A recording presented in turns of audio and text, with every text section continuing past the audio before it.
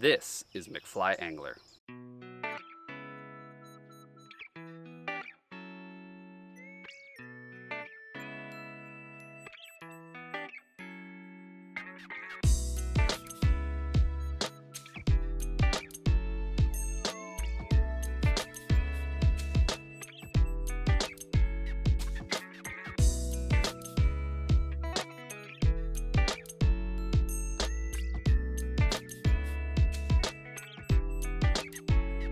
And it starts now. Alright guys, so this is what I'm going to be tying today. It's called a rabbit leech, a simple little rabbit leech. It's one that I learned how to tie when I worked at the fly shop on the San Juan.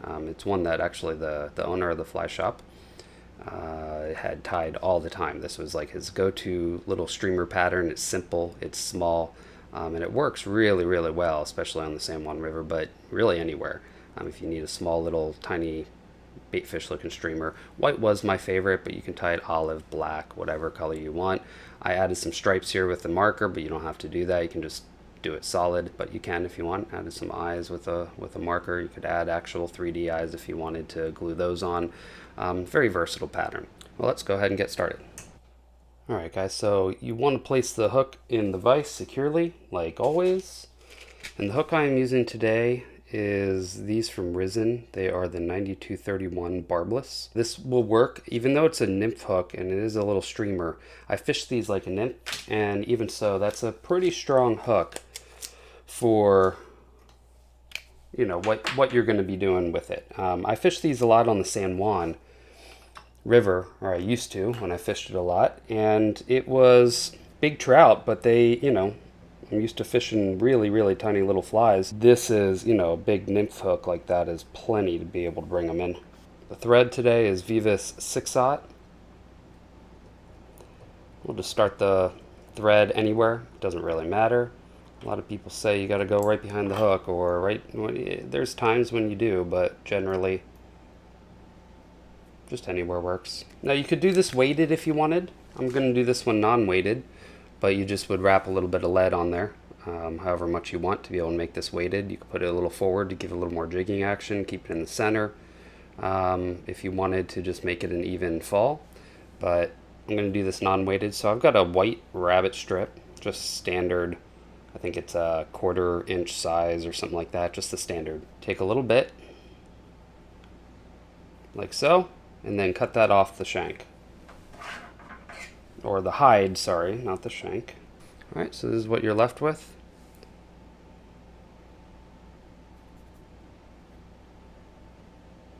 We will just go ahead and tie that in full length at the tail. By the way, this is a size 8 hook. Depending on the length of your rabbit fur, sometimes it can change. This is roughly what I like to, you know, tie with, a size 8. You can go a little smaller, a little bigger, but of course you would have to compensate for the length of the tail. And let's go ahead and bring this out a little bit, just to ensure nothing moves. Just a little dab of super glue. You want to come back over that. And then you don't have to, but I like adding a little flash at the tail. So this is Flashaboo. You could do Crystal Flash. That's usually a little thicker. I like to keep this kind of fine back there. Alright, so there's one strand on one side. Bring that back around. And tie the other strand on the other side. Cut those off to about even. Now you just got a little flash at the tail. That's all you need. And that one strand of Flashaboo should tie maybe half a dozen of these. Five or six of these. So next, what we're going to do is we are going to create a dubbing loop.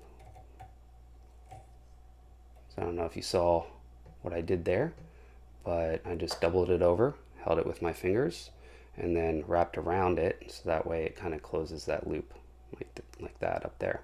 So I got this dubbing twister. Basically it's just a couple hooks with the weight on the bottom. And then I've got this nice little handy thing that keeps this open. Okay, we're going to bring the thread up and out of the way, up to the front, right up behind the eye. And then we're going to do one of a couple things. You could If you have one of these, they're super handy.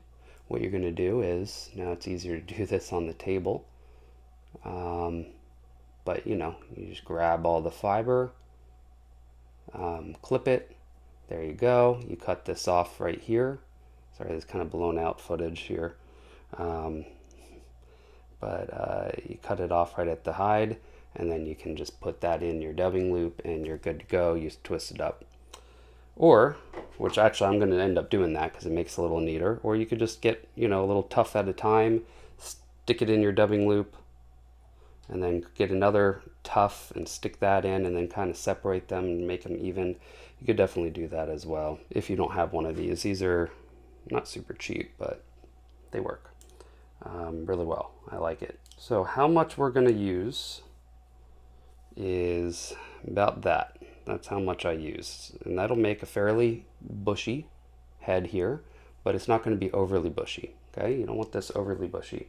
And the reason why we're not just tying, a lot of people will just tie in the hide and then wrap it. The problem is that makes it really difficult to cast this because this will soak up some water. So you really want to kind of take down that bulk and make this much cleaner. Let's see if I can do this here. As you can see, I'm coming in and I'm cutting off the hide. There we go. Maybe I didn't do that in camera. Sorry guys. It's hard to do this with the camera right in my way. So now we got this, and you could add some dubbing wax on here if you wanted. I find I don't need to, but it definitely helps. All right.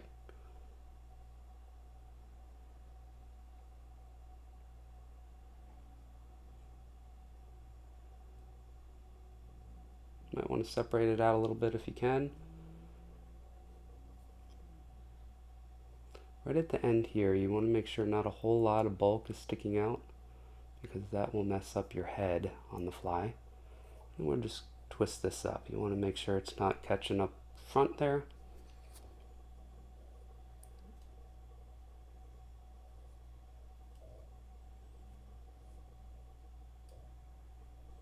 Alright, so now we basically made a rabbit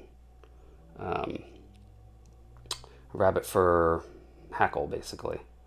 And you want to just kind of stroke everything back. You can use your fingers to wet them.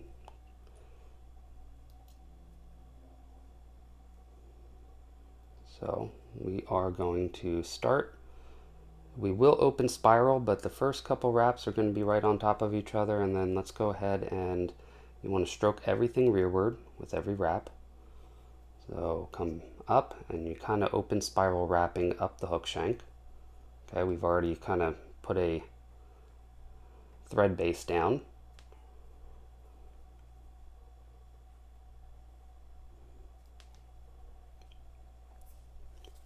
Go ahead and wet your fingers.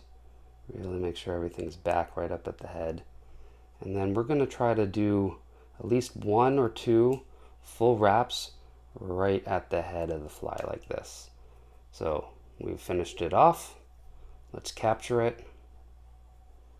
And you'll know how much to use. You might come a little short first couple, or maybe too long first couple, but you'll know how much to use over time.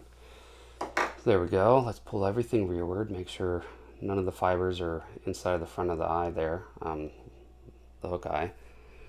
And then you just want to pick all this out. Really a simple fly.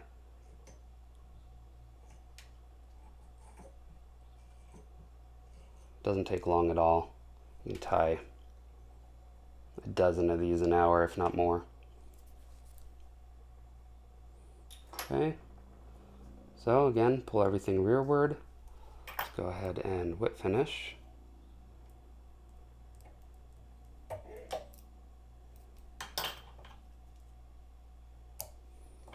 Let me get you in a little tighter here. So now I'm going to use this Solarez ultra thin resin. You could use just head cement if you want, but I really like this stuff. It's just going to give a really nice finish on this. So you're just going to paint a little on the head here. And then we are going to Zap it with the UV light. And there we go. This fly is now finished. Now, it's a little wet right now. You might want to just take it and run it under some water. And it will allow it to kind of brush back. Another thing you could do is just take a toothbrush. Go ahead and brush forward with everything. Oop, hitting the camera there. Pull everything back. And once that dries, you'll see there's a nice, it's just a nice little teardrop shape. And that right there is the simple rabbit leech. You could tie this in any number of colors. Rabbit fur, rabbit strips come in multiple different colors. Let's go ahead and get this all in the frame here. But yeah, they come in so many different colors. You could tie this in white, olive, black. You know, if you want to do a chartreuse tail with a white body, you could do that. You can really kind of do anything you want with this. It's a really good pattern, simple, but it works. You can nymph it, so you can sit it, you know, work this under a indicator if you want as your lead fly, and then drop, you know, a midge behind it if you want, which I did a lot at the San Juan River when I fished there. Another thing you could do is just strip this. You could definitely strip this in, or even swing it. You could definitely swing it, dead drift it, however you want to do. It's very versatile, very simple to tie. You could tie a whole bunch. You can even, if you want to take a magic marker, like a Sharpie or something, you can come in, and I'll go ahead and do that with this one, but you can, you know, you can add stripes if you want. I mean, it's just so versatile. You can definitely do whatever you want. If you want to add, get a black one, put an eye up front, you could do that. You could actually add 3D eyes on this if you really wanted to. But there we go.